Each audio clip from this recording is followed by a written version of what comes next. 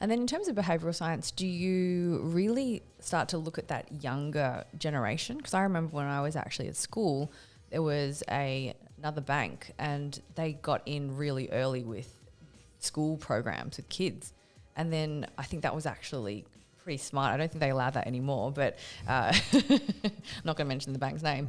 But, I think that next generation, and we just did an episode on Gen Z, and they're super switched on. Like Gen Z are honestly going to take over the world, change the world. Like they're so much more savvy because they've got so much more access to information than I'd say, that's my excuse anyway, than when I was growing up. Like I think back to when I was a child, I was looking at Encyclopedia Britannica, which was very out of date quite quickly, pretty much as soon as it got published.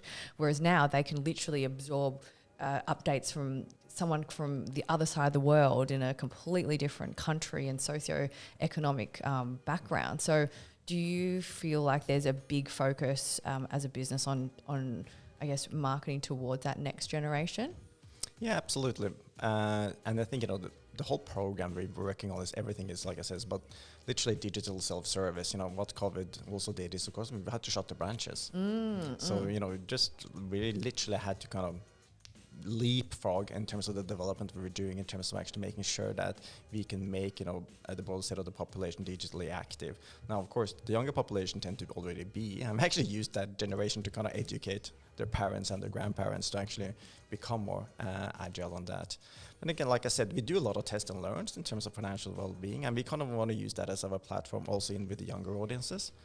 And we don't want it to be product-led. We want it actually to be behavior and habit-led. And again, institutionalized and call it the right, we call it the financial well-being principles.